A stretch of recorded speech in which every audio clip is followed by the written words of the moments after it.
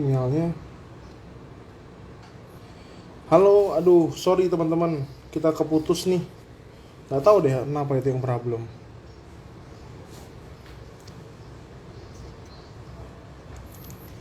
Baik lagi ke Nos, ada gangguan teknis kayaknya. Saya nggak tahu nih kenapa. Sinyal saya baik-baik saja padahal di rumah. Mungkin karena satu dan lain hal yang nggak tahu, karena cuaca mungkin, karena di sekitar di daerah Bintaro ini kayak ada geluduk gitu ya.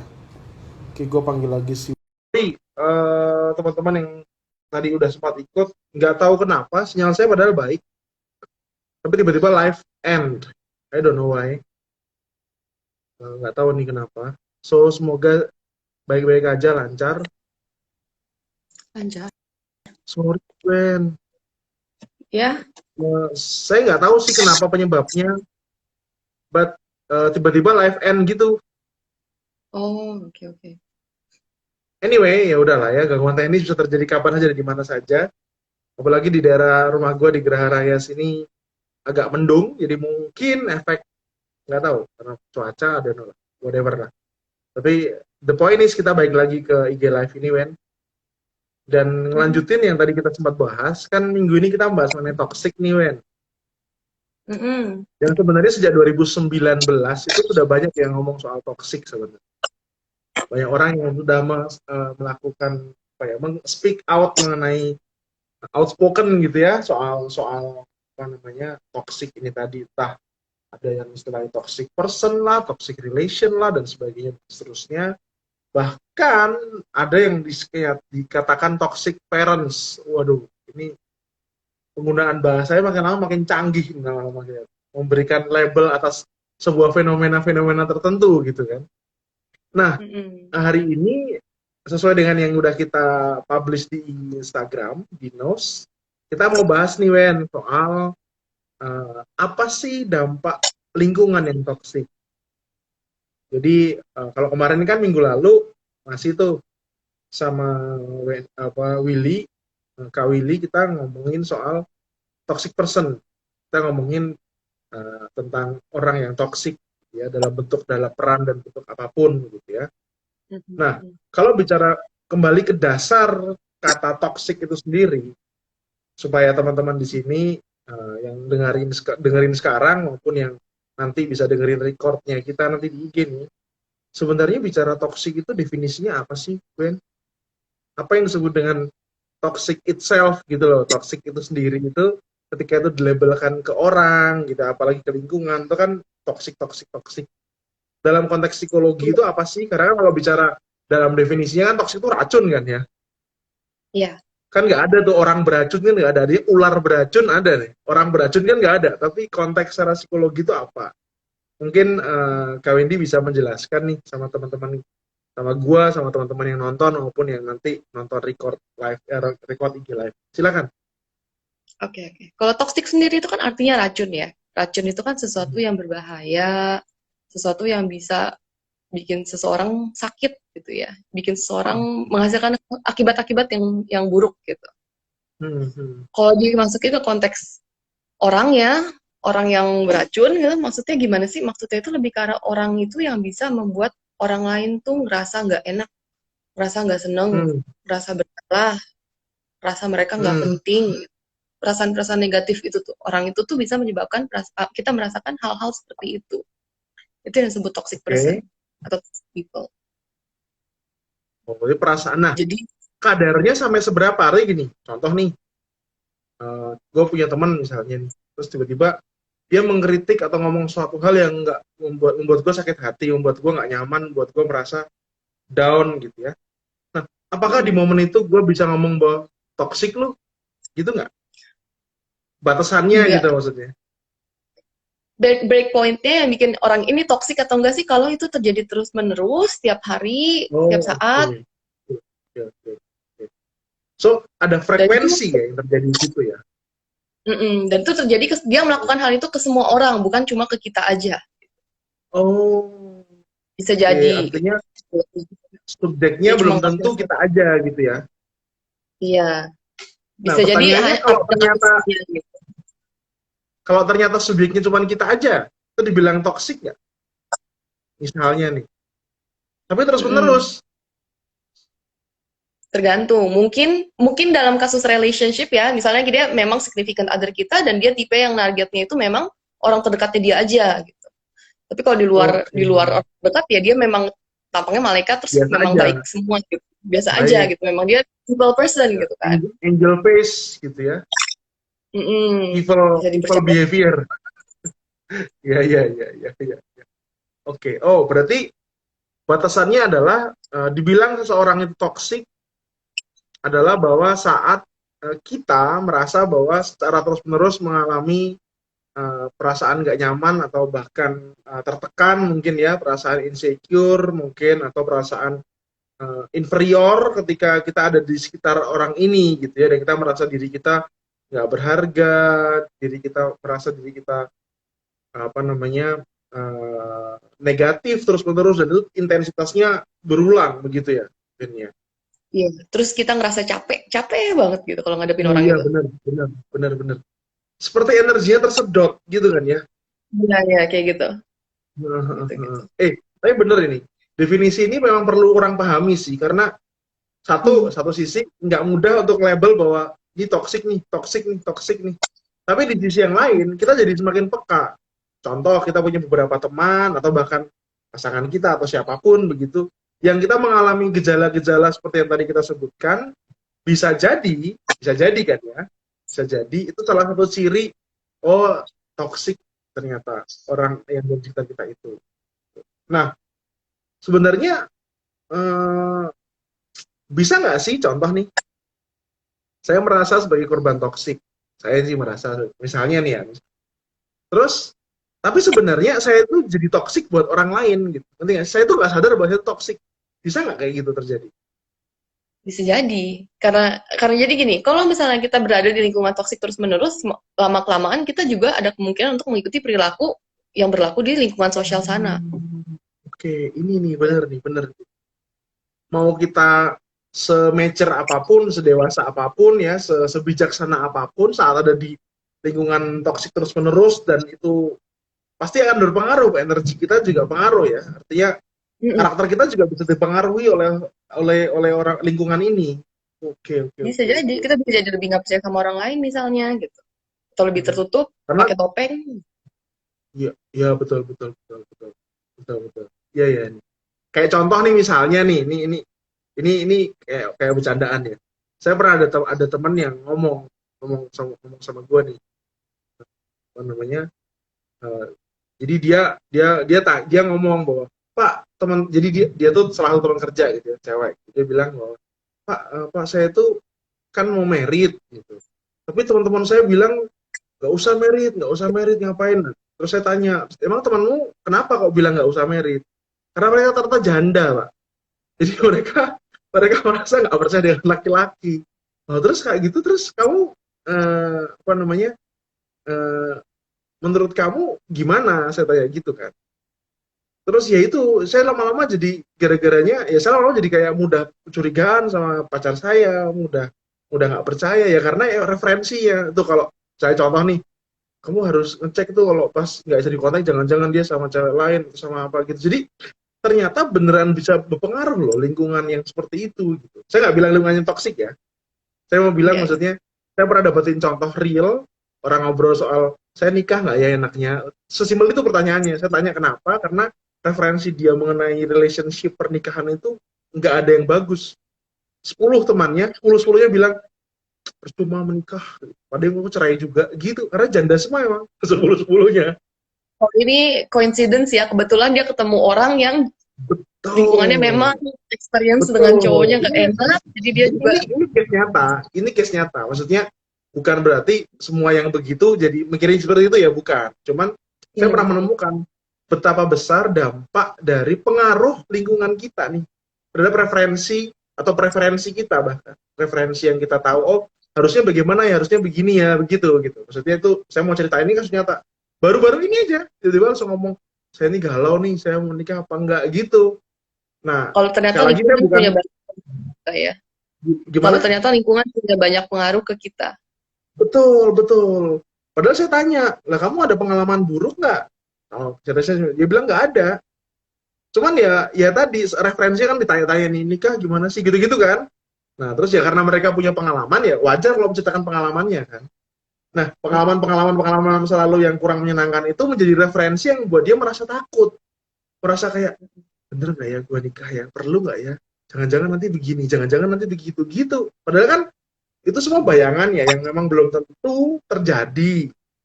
Dan kan masing-masing pengalaman orang kan akan sangat terkhusus sesuai dengan pengalaman dia. Artinya pengalaman gue, pengalaman lu berbeda sekali gitu.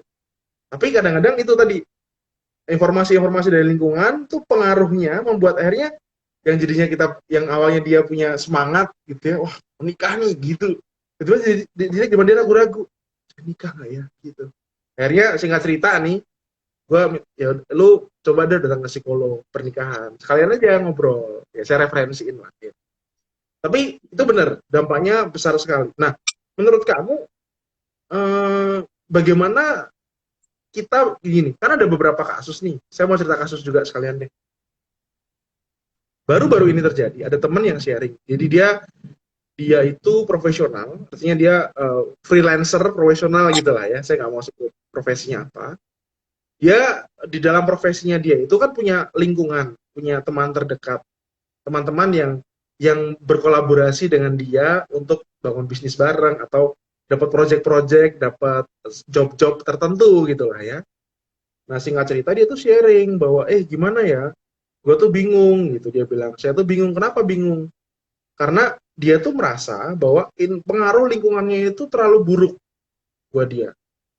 Buruk dalam arti gini, jadi dia tertuntut, dia kayak gini contoh nih, kalau nggak ikut ngumpul dimusuhin, kalau nggak ikut nongkrong dimusuhin, kalau nggak belanja yang sama-sama belanja hal yang sama dimusuhin. Jadi saking pengen kompaknya lingkungannya ini ya, lingkungannya itu kayak semua orang tuh harus ikutin standar dari lingkungan ini tadi. Nah, sehingga ketika enggak gitu tuh bisa disindir, kadang-kadang ketika project nggak diajak. Nah, itu kan pengaruh ke penghasilan dia secara pribadi kan. Ini case nyata nih. Pengaruh ke penghasilan dia. Nah, itu membuat dia merasa takut. Padahal satu sisi gini, dia butuh penghasilan itu. Dia butuh project-project, dia butuh job-job yang ada dalam lingkungannya dia tadi, karena networknya kan bagus banget, memberikan dia benefit dalam bentuk penghasilan gitu. Nah, dia tanya, gue harus gimana nih? Karena jujur, gue agak overwhelming nih. Oh, overwhelming ya. Kayak merasa penat gitu dengan, kok kenapa sih harus begini? Padahal satu sisi dia masih harus menghidupi keluarga lah, bisa dibilang begitu lah. Dia harus ada plan-plan tertentu yang dia rencanakan untuk nabung dan sebagainya. Nah, menurutmu gimana ya? Apa ini kan berarti kisah nyata betapa lingkungan yang toksik itu ada gitu. Bahkan banyak orang yang ada di dalam itu gitu. Masalahnya kan dia merasakan ada keuntungan di situ, tapi di sisi lain dia merasakan lelah gitu, exhausted banget gitu, energinya terkuras. Nah, menurut Wendy gimana? Kalau in that konteks itu nggak jauh dari ada tuntutan sosial yang memang berlaku di masyarakat sekitar kita ya. Dan kita nggak bisa secara langsung bilang, maksudnya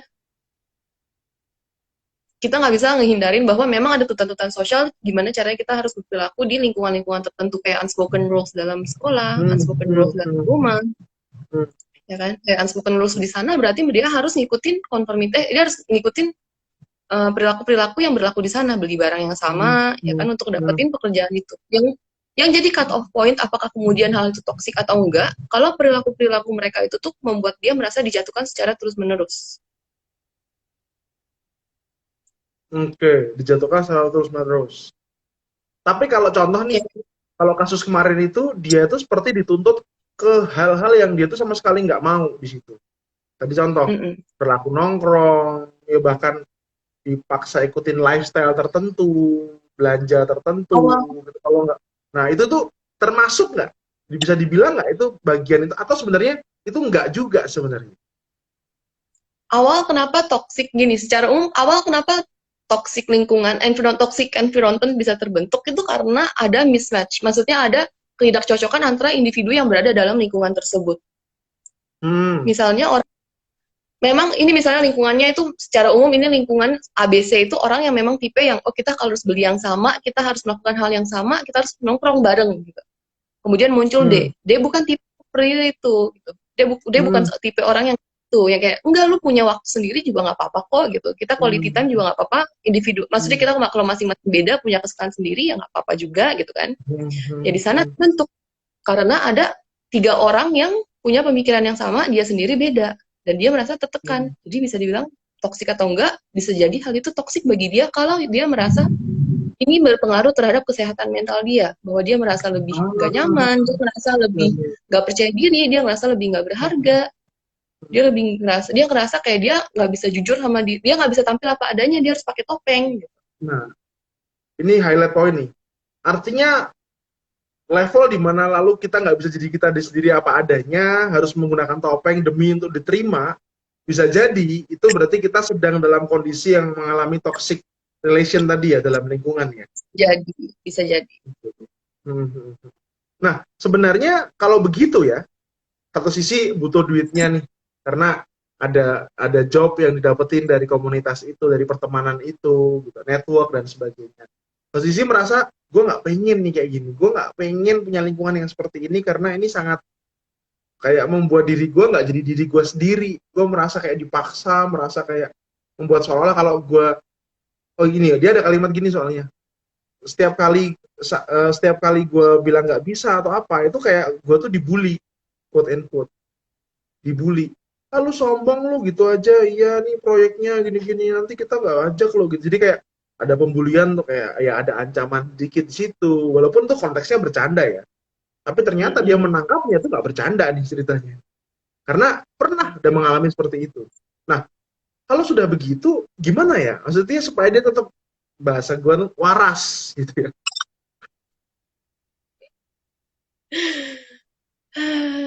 Kalau memang dia butuh, ya ceritakan ke teman-teman dekatnya dulu, ke keluarganya lah, ke pasangan. Dia udah punya pasangan, orangnya tergantung dia lingkungannya gimana ya, lingkungan lainnya.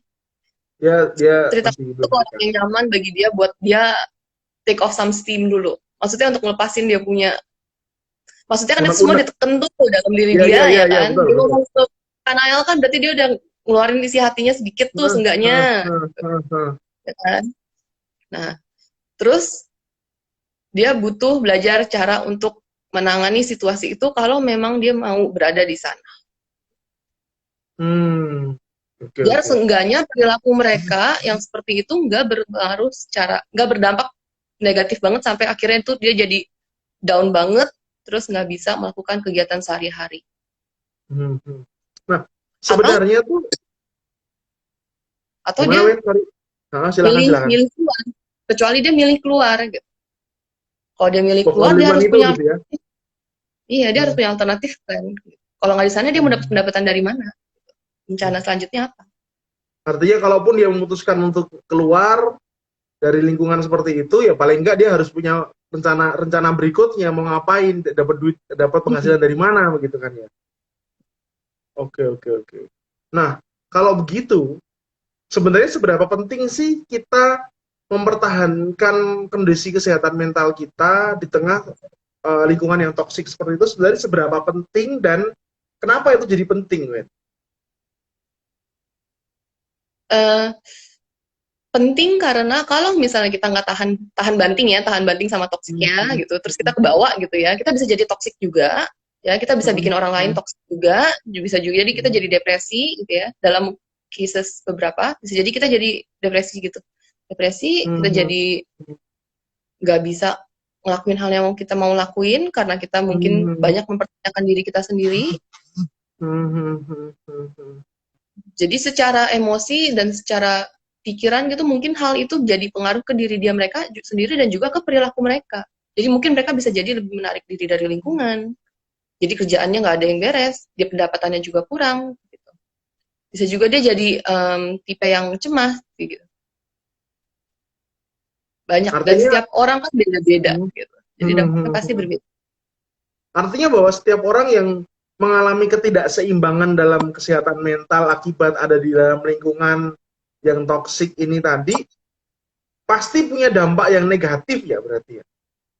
Artinya gini, in a sense, satu sisi ya, dalam skala yang kecil mungkin dianya yang menjadi toksik, berubah lalu kayak punya karakter yang mirip dengan lingkungannya tadi. Di level yang Mm-mm. berikutnya, bahkan lebih paling serius lagi, bisa jadi depresi, bisa jadi menarik diri, bahkan semua kehidupannya jadi terpengaruh karena kondisi seperti itu. Begitu ya berarti? Iya. Mm-mm. Oke, oke, oke.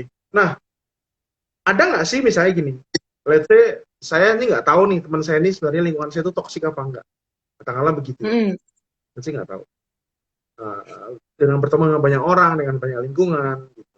Ada nggak sih cara atau bukan apa tips begitu untuk saya bisa mulai melakukan assess terhadap lingkunganku itu sebenarnya lingkungan toksik bukan sih, supaya saya lebih aware nih, gitu. Bukan lalu saya langsung, kan pilihannya kan antara stop stay dengan tetap berpedoman untuk mempertahankan kondisi kesehatan mental kita, atau I live and looking for another community gitu kan, another friendship lagi gitu. So, Mhm. ada nggak tips gitu? Atau apa yang cara saya untuk bisa mengenali ini? Karena kadang-kadang gini, kalau udah namanya teman itu, jadi ada gini, pernah dengar nggak salah, pemakluman gitu. Kan emang teman gue gitu sifatnya, emang gitu sih. Tapi gitunya itu sebenarnya dragging me down nih, istilahnya gitu ya. Itu gimana itu? Ada tips nggak? Ya gitunya itu mungkin ya memang dia gitu. Jadi ya memang kita udah biasa, dia udah biasa, kita udah biasa toxic toxic relation tuh biasa kita udah biasa dengan hal itu. Jadi kita menganggap bahwa perilaku toxic ya terkadang itu tuh hal yang biasa. Gitu. Hmm, Jadi kita juga ngerasa biasa itu mah ya. Misalnya dia teriak hmm, gitu, ada orang yang teriak hmm, sambil nunjuk-nunjuk gitu ya, dan itu jadi hmm, terus-terusan yang sambil ngata-ngatain gitu ya. hmm, Dia bilang, oh hmm, itu mah hmm, biasa, memang dia mah selalu kayak gitu gitu kan. Padahal kan hmm, secara secara langsung hal itu membuat orang yang dikatakan itu merasa terpuruk, merasa jatuh gitu, yang merasa hmm, nggak enak hmm, gitu kan. hmm, hmm, hmm, Ya, tapi ya kemudian kalau misalnya orang kita berada dalam posisi kita yang dilakukan hal seperti itu, hmm, hmm. kita balik ke evaluasi konsekuensinya. Konsekuensi kalau kita di sana terus, jadinya gimana? Oke, paham, paham. Plus minusnya, Dan, plus hmm, minus dari kondisi itu, dan kalau kita keluar itu apa? oke, oke. So, berarti kata kuncinya adalah penting untuk kita terus mengevaluasi kualitas pertemanan kita, dimanapun kita, bukan kualitas pertemanan ya, kualitas lingkungan kita, seberapa besar Mhm. pengaruh lingkungan itu, apakah ke arah yang positif, kita semakin maju, berkembang, semakin dewasa, atau malah sebaliknya, begitu ya, Wen? Iya, ke arah Hmm. dampaknya ke kita itu apa aja sih, seberapa dalam, dan seberapa bisa kita mengatasi hal-hal itu.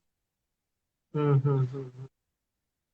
Nah, contoh, katakanlah kasusnya begini, sebagai orang tua nih, misalnya. Ini kita agak, kan tadi kan diri sendiri nih. Nah, punya anak misalnya remaja gitu ya, yang sudah tahu nongkrong. Kalau anak SD kan jarang ya nongkrong ya, Mhm. remaja, atau yang sudah kuliah misalnya SMA gitu ya, SMP yang mungkin udah mulai ngerti nongkrong, ngafe gitu ya. Nah, eh, gimana orang tuanya bisa mengenali anakku tuh ada dalam lingkungan yang tepat atau lingkungan yang toksik nih? Gimana Atau gimana ada nggak maksudnya? tips nih, ini ngomong, jadi ada nggak tips bagi orang tua untuk bisa Mhm. bisa apa ya, bisa mengidentifikasi kira-kira anak-anak anakku ini ada di dalam lingkungan yang benar atau lingkungan yang toksik gitu. Ada nggak sih caranya? Orang tua nih konteks, kalau tadi kan diri sendiri nih. Nah, kalau Iya, orang iya. tua ada nggak? Hmm. Ini karena jadi lebih ke arah kita ngevaluasi lingkungan kita sendiri. Orang sebagai orang tua kita ngevaluasi diri kita sendiri yang toksik, atau sebagai orang tua kita ngelihat bahwa lingkungan pertemanan anaknya itu toksik. Yang mana? Nah, anggaplah, oke, ini ada dua kasus berarti sebenarnya. Anggaplah kita ngomongin dulu yang kedua dulu deh. Yang kedua di mana kita mengakses apakah lingkungan anakku itu toksik apa enggak. Baru nanti kita terakhir ngomong soal apakah saya tuh membangun apa atmosfer rumah ini tuh toksik atau enggak gitu kan ya. Itu kan menarik itu. Oke, yang itu dulu deh, kasus yang lingkungan teman anak-anakku gitu misalnya. Gimana tuh, ya? Kita ngelihat dari perilaku anak kita dengan berteman dengan orang lain itu. Hmm. Perilakunya gimana sih? Kan pasti kejelas kalau kita lihat perilaku anak kita ya. Kita kan sebab orang tua pasti biasanya itu kenal anaknya itu kurang lebih seperti apa. Kalau memang dia dekat dan sering berinteraksi dengan anaknya ya. Oke, Dia bakal kuncinya tahu. di situ ya. Kalau dia Iya. nggak pernah berinteraksi juga nggak tahu ya, anaknya berubah juga nggak tahu gitu ya istilahnya ya. Oke, Kita jadi lanjut. nggak ngerti anak ini kenapa Hmm, gitu. hmm, Tuh. hmm, Tapi kalau memang dia kenal anaknya tuh biasanya gimana, kalau dia sedih kayak gimana, dia senang seperti apa. Kalau ada yang berubah harusnya orang tua biasanya jadi lebih sensitif. Oh ini anak kenapa tiba-tiba langsung masuk kamar nggak makan dulu gitu misalnya. Ya kan? Jadi kalau misalnya mereka hmm, mereka bisa langsung nanya. Tapi kalau misalnya secara general gimana caranya orang tua kemudian bisa mencari tahu apakah lingkungan itu toksik atau enggak dari tergantung toksiknya itu kayak gimana. Apakah lingkungannya itu mereka harus beli barang yang sama, sama kayak yang kasus yang pekerjaan tadi ya, hmm, mereka harus membeli barang yang hmm, sama biar mereka bisa masuk hmm, sebagai grup gitu. hmm, Atau hmm, mereka harus melakukan sesuatu untuk satu sama lain buat diterima dalam grupnya gitu. Jadi dia melakukan hmm, sesuatu out of the way gitu. Di luar dari batas kemampuan dia gitu. hmm, hmm. Udah mulai nggak wajar Memenuhi gitu istilahnya ya. hal itu gitu. Iya. Jadi dari Hmm, perilaku-perilaku seperti itu juga bisa dilihat. hmm. Oke, berarti Perubahan-perubahan perilaku kecil gitu. Iya, hmm, hmm. perubahan-perubahan dari sana. Berarti penting banget buat orang tua tuh benar-benar mengenal anaknya, punya hubungan interpersonal yang sangat dekat sehingga bisa merasakan perbedaan ketika anaknya orang apa anaknya bergaul dengan kelompok tertentu gitu dan berubah nggak? Kalau berubah Iya. seberapa perubahan ini negatif atau positif gitu kan berarti kan? Terus Tapi kalau dampaknya ternyata, sebenarnya lebih ke hah? ini apa? Ya lebih ke anaknya kayak gimana sih gitu. Hmm, hmm, hmm.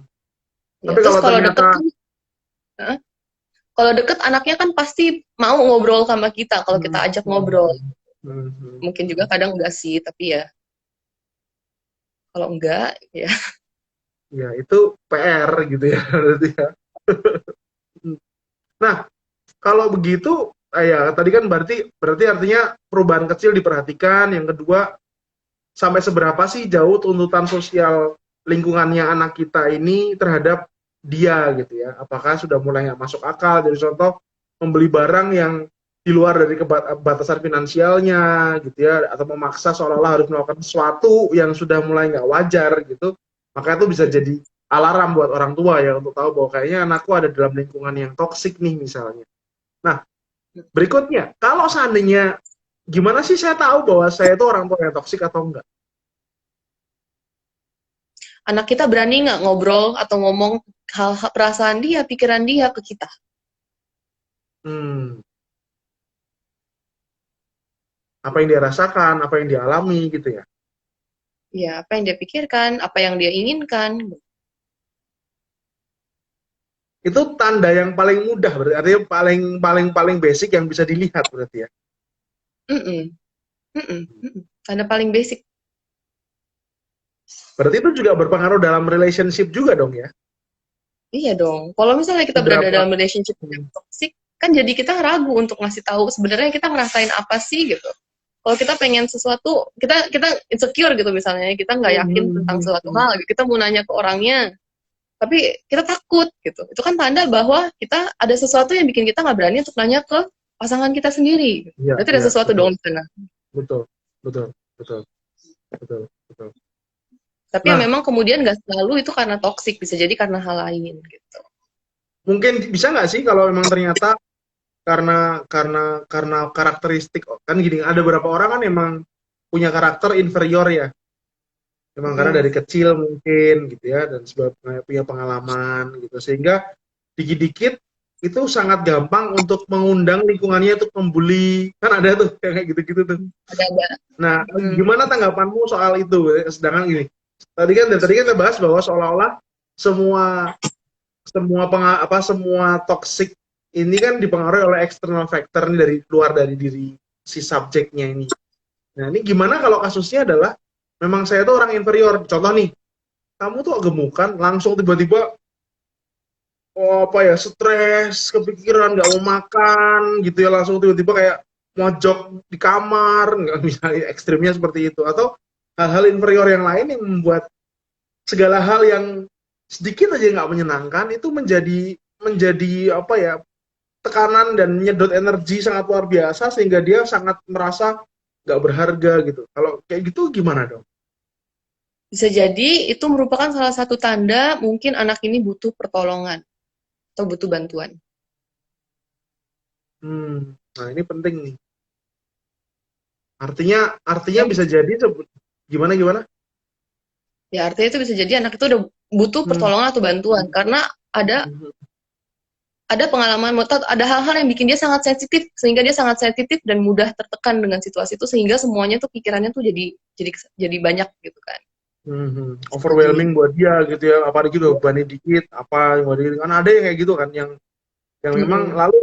lalu kan terkesannya kalau orang nggak ngerti kan lingkungannya seolah-olah yang menyebabkan dia mengalami itu, padahal mungkin cara dia menerjemahkan semua respon lingkungannya itu yang terlalu berlebihan gitu ya, terlalu terlalu Bisa apa, jadi.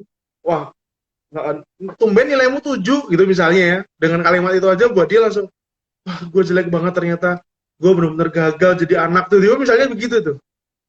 Nah kalau Bisa begitu jadi. tuh biasanya yang miss di mana sih, atau apa yang biasanya yang sampai akhirnya kan dia butuh pertolongan lah, itu sebenarnya missnya di mana sih? Kalau tergantung usia. Kalau misalnya dia masih kecil ya, di bawah 10, di bawah 11, di bawah 12 ya, bisa jadi itu karena faktor parenting. Oke. Hmm. Bisa jadi itu Hmm. faktor parenting karena memang misalnya anaknya dapat setiap kali dia anaknya dapat 8 gitu. Anaknya Hmm. dapat 6 gitu. Anaknya dapat nilai jelek Hmm. 8 aja ditanya, "Kok kamu dapat 8?" Hmm. gitu. Tumben 8 gitu. Hmm. Lama-kelamaan kan anak jadi mikir, "Oh," gitu. Terus apalagi kalau di rumahnya banyak tuntutan, banyak Hmm. ekspektasinya gitu. Hmm. Terus Hmm. bisa jadi juga ada lingkungan lingkungan dia ketemu lingkungan pertemanan yang kebetulan semua teman dia tuh dapetnya nilai bagus. Hmm. Jadi dia juga ngerasa dia harus dapat nilai bagus.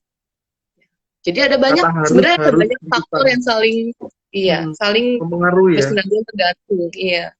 bisa dari Tergantung apa rumah, yang dimaksud. parenting sejak kecil, bisa karena tuntutan lingkungan yang terlalu, yang emang dia ada di lingkungan yang sangat high profile gitu ya, dia nilainya bagus misalnya, anaknya gini gini gini gitu.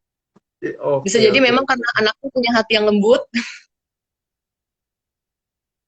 Ya tapi ya. banyak Bisa kalau jadi kayak dia gitu, terus dengan iya, istilah baperan gitu, hatinya iya terlalu lembut gitu. tapi lalu kita nyebutnya kayak baperan gitu. Mm-mm. Oke oke oke. Nah kalau gitu nih sebagai orang tua nih, apa uh, yang perlu saya lakukan untuk bantu, kan tadi kan yang kalau tadi kasus yang tadi kan kita bicara mungkin itu tanda bahwa anak kita atau anak ini tuh butuh profesional nih, butuh bantuan selain gitu ya. Nah Mm-mm. kalau yang tadi sebelumnya kita bahas, dia orang tuanya akhirnya berkesimpulan bahwa anak gue emang kayaknya masuk dalam lingkungan yang toksik nih, karena ada tuntutan yang Mm. udah mulai nggak masuk akal nih, contoh semuanya pakai iPhone 12 Pro Max, maka dia harus beli, kalau enggak dia disingkirin dari kelompok, misalnya begitu nih misalnya. Ada yang kayak gitu kan. Nah, gimana cara orang tua untuk bantu anaknya nih? Let's say umurnya masih remaja, SMP, SMA begitu. Mm-mm. Membantu kayak gimana nih kok maksudnya? Jadi membantu maksudnya untuk membantu supaya anaknya ini bisa, ya bahasa lugasnya, sadar gitu ya. Sadar atau bahkan dia berani untuk keluar dari lingkungan itu, atau berani untuk mengambil sikap misalnya. Nah itu ada nggak tipsnya ya? Ya kayak tadi kan, keluar dari tadi kan kasusnya kan, kalau kita gimana cara kita keluar dari kondisi toxic environment. Kalau ini sebagai orang Hmm. tua, gimana kalau kita membantu anak kita untuk bisa anak kita tuh keluar dari toxic environment-nya dia. Nah gitu kira-kira. Sebenarnya yang perlu diperhatikan itu juga kalau misalnya kita tuh sering kadang tuh ketemu situasi gitu ya, terus kita langsung jangan-jangan ini toxic nih gitu ya. Jadi sebelum sebelum kita benar-benar mengakses benar-benar memahami situasi itu gitu ya, kita udah langsung bilang ini tuh gak baik buat anak kita, ini tuh ini dampaknya selalu Oh, negatif, jadi dampak-dampak oke. negatifnya tuh semua dibesar-besarkan gitu Iya, iya, iya. Karena mungkin ya. saking takutnya anaknya kenapa-kenapa gitu ya, terus kayak Ya, semua-semua, heeh, heeh, heeh. Karena ada ya kok jadi orang tua yang cukup ya. overprotective tuh. Jadi langsung kita ke sana bilang enggak, itu pasti negatif, langsung semuanya jadi dibilang toxic toxic, jadi kita langsung was was gitu kan, langsung pengen Hmm, melakukan hmm, sesuatu. hmm. Jadi memang kalau mau melakukan sesuatu itu memang kita perlu melihat dulu apakah sebenarnya anak itu perlu kita campur tangan atau memang sebenarnya itu lingkungannya nggak toxic gitu ya, cuma kitanya yang kekhawatiran gitu. Atau memang lingkungannya itu yang kayak gimana sih sebenarnya gitu. Lebih karena dievaluasi, bener-bener kita pahami juga gitu. Sebenarnya itu tuh yang lingkungan yang seperti apa sih gitu. Terus anak kita Hmm. anak yang kayak gimana sih gitu kan. Hmm. Hmm. Hmm. Oke, oke. Seru Dan nih, memang kan ternyata. setiap keluarga ya, dan memang kan setiap keluarga punya keunikan masing-masing ya. Ya betul. Culture Hmm. beda-beda lah ya. Ya, ada yang keluarga yang memang di rumah tuh mereka mereka saling ada duduk waktu duduk mereka ngobrol-ngobrol, yang mereka memang semuanya diem ngelakuin kegiatan mereka sendiri, ya kan. Jadi lantas bukan berarti satu perilaku tertentu itu toksik gitu dengan bagi di keluarga lain, karena kan masing-masing Ya, keluarga dan betul. masing-masing individu punya norma sendiri, normal, hal yang wajar bagi mereka masing-masing. Hmm. Standar kewajarannya masing-masing keluarga itu bisa Iya, beda-beda kan. hmm. Hmm. Jadi iya gitu. Hmm. Kalau saya sudah terlanjur mengalami, misalnya nih kasus, mengalami perasaan inferior, nggak berguna karena saya pernah ada dalam situasi di sekitaran orang-orang toksik tadi, lingkungan yang toksik tadi, dan sekarang saya masih struggle nih dengan perasaan saya nggak berani untuk membuka relationship yang baru, saya nggak berani untuk ada dalam lingkungan yang baru karena ada pengalaman nih. Nah, hal apa yang Mm-mm. saya perlu lakukan nih ketika saya ada di dalam fase itu? Ini udah keluar nih ceritanya nih, Mm-mm.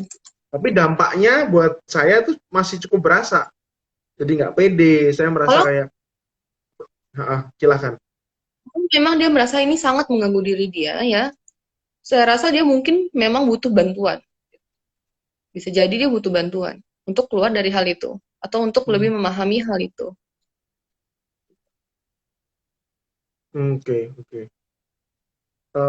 Ada yang lain nggak? Artinya, oke, satu sisi katakanlah saya bantuan. Artinya, meanwhile itu saya lakukan, gitu kira-kira ah, cara berpikir apa atau hal apa yang perlu saya terus tanamkan di dalam pikiran saya atau saya harus mulai membiasakan apa misalnya. Untuk tujuannya apa nih? Tujuannya tadi. Tujuannya tadi Jadi tujuannya bangkit dari rasa inferior karena efek dari toxic relation tadi. Bangkit untuk dari mau perasaan keberhargaan tadi yang hilang karena ada dalam lingkungan yang toksik tadi dan dia misalnya bahkan ditendang keluar misalnya ya, se ekstrim itu kasusnya. Kelompok kamu bukan bagian dari kita, kamu you are ya, nothing gitu misalnya, ditendang keluar gitu kan.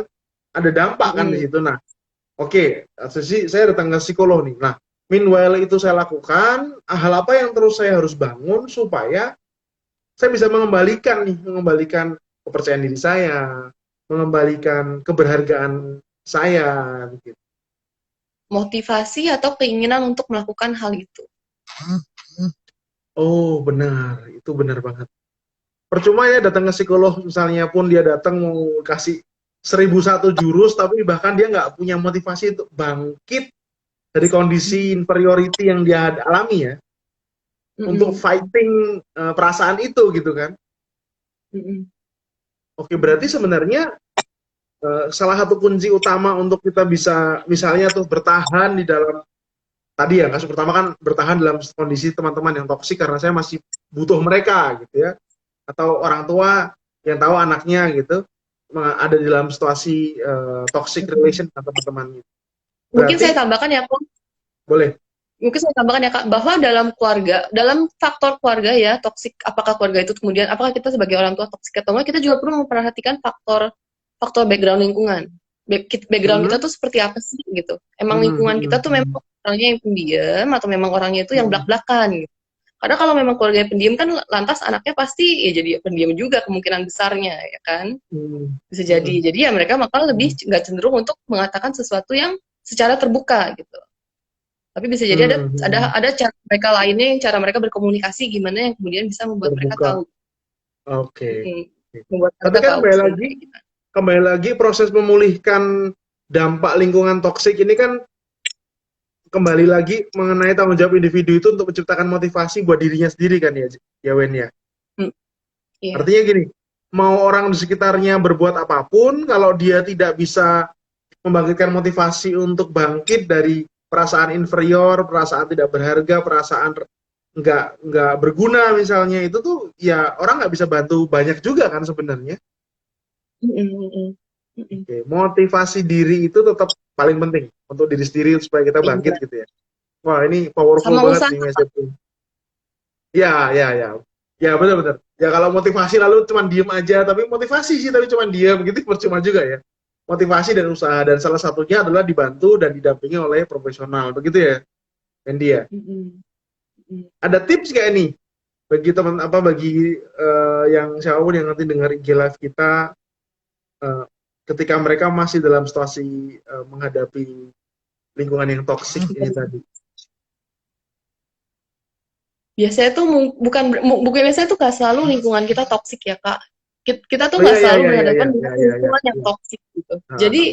kadang mungkin kita perlu lebih lebih lihat hal-hal yang positif di lingkungan kita yang kemudian bikin kita bangkit gitu, Hmm. yang bukan menjatuhkan diri kita sendiri. Hmm. Lebih ke arah Iya, sana. iya, iya. Oke, berarti poin pertama kan tidak juga dengan mudah menjudge bahwa lingkungan kita toksik. Harus melihat berbagai macam aspek dulu, kita pastikan kalau memang ternyata kita memang tahu bahwa oh pada akhirnya setelah berteman sekian lama dan saya merasakan hal-hal yang tadi dicirikan tadi tentang toxic environment tadi, berarti mungkin kita perlu do something gitu. Tapi bisa jadi kan itu semua dari diri kita juga kan ya. Mm-mm. Oke, oke, oke. Nah, em, ada nggak sih katakanlah kasusnya memang yang sudah ada karena realnya saya banyak menemukan orang-orang yang memang ada dalam suatu relationship yang terjadi yang udah terjadi cukup lama dan itu uh, actually merugikan dia. Saya nggak bilang toksik ya, merugikan dia. Nah, ada nggak sih tips untuk itu dari kamu? Satu kalimat aja. What should I remember gitu? Atau I know gitu. Sebelum kita closing nih. Hmm. You deserve to be happy. Ah, you deserve to be happy. Nice quotes. Oke, saya rasa diskusinya menarik banget karena in fact banyak orang yang masih struggling dengan relationship, dengan lingkungan begitu yang merugikan dirinya. Either itu dia sendiri yang menyebabkan dirinya rugi karena inferiority yang dia miliki misalnya, atau memang benar-benar dia mengalami kerugian yang sudah nggak masuk akal, tuntutan yang terus datang gitu ya. Tapi pada Mm-mm. akhirnya eh, menjadi happy itu penting gitu ya. Nah, ini mau tak saya tutup, tapi tiba-tiba eh, ada komentar menarik nih dari Korudi. Apakah boleh dikatakan bahwa andai kita benar-benar berada dalam lingkungan toksik, andai ya, tapi kita tidak merasa tertekan ya sebenarnya tidak masalah. Oke lah ya, nggak masalah kan ya sebenarnya. Tergantung nggak masalahnya Gimana? maksudnya gimana? Nggak tidak merasa tertekan tuh sebenarnya tidak masalah tuh maksudnya ya ya I feel fine gitu maksudnya. Maksudnya toxic tapi dua-duanya match gitu. Kan kan Oh, toxic itu terjadi kalau misalnya toxic itu terjadi kalau misalnya dua orang yang nggak cocok ketemu gitu. Tapi kalau mereka misalnya merasa cocok, ya apakah kemudian itu hal yang toxic? oke, ya ya ya ya ya ya ya ya iya ya benar benar benar logikanya akan sana sih benar benar benar. Berarti kalau misalnya kita ada Karena dalam yang karena hal yang biasanya kita label toxic bisa jadi hal itu belum tentu toxic gitu. iya benar Bisa jadi benar. hal itu hal yang biasa aja gitu. Tapi Atau bisa ternyata jadi kalau bisa jadi ya, gini atau bisa jadi kalaupun itu bagi orang lain toksik bagi kita karena latar belakang budaya keluarga atau apapun bagi kita tuh biasa aja cara-cara seperti itu ya memang itu hal yang biasa banget gitu ya makanya dan akan sangat ya tergantung ya kan gimana kita mendefine kata toxic itu sendiri bahwa tidak semua hal merugikan adalah toxic gitu ya berarti ya dan tergantung ya budaya benar kita, kepercayaan tergantung kita budaya kita juga gitu. ya ya berarti benar juga dong katanya Korodi kalau kita tidak merasa tertekan ya sebenarnya nggak masalah ya as long as itu match why not begitu berarti bukan masalah dong gitu ya. Karena dibilang toksik itu kan kalau ada yang dirugikan kan, Ada pihak yang nah, dirugikan. ada yang dirugikan kan, oke. Nah ini soalnya pertanyaannya menarik nih. ada dalam lingkungan toksik, tapi kita nggak merasa tertekan. Kita bisa melabel itu toksik kan berarti ada yang dirugikan. Berarti kalau itu bukan kita, berarti kita nggak bisa bilang itu toksik kan. Kalau bukan Orang kita yang pasangan dirugikan ya, itulah. relationship Nah, ya. bener. Orang itulah yang harusnya bilang bahwa lingkungan ini toksik gitu. Oke. Menarik. Menarik banget ini diskusinya. Thank you banget, Wen, buat waktunya. Karena saya percaya masih banyak orang yang struggling dengan relationship. Entah dengan dirinya atau dengan orang lain, I don't know. Tapi relationship part of proses orang untuk menjadi dewasa, saya percaya itu. Sehingga penting untuk kita terus bisa menggali dan mengenali diri kita dan lingkungan kita, supaya kita tahu apakah saya ada dalam lingkungan yang membuat saya deserve to be happy. Gitu ya kali ya. Kemudian Oke. lebih ke arah sebenarnya apa yang perlu dikembangkan, bukan kemudian langsung label ini toxic itu toxic gitu. Hati-hati. Tidak semua hal negatif itu toxic, betul. Ya. Thank you banget, Wen, buat waktunya. Kita akan juga lagi di minggu-minggu depan. Thank you buat tips dan masukannya dari kasus-kasus yang real yang tadi saya ceritain. Oke, teman-teman, terima kasih udah nonton, udah setia dari awal 7:30 tadi kita start. Maaf ada gangguan teknis. So, thank you banget buat Wendy dan teman-teman udah nonton. Kita ketemu lagi next week ya, Wen ya. Bye. Dah.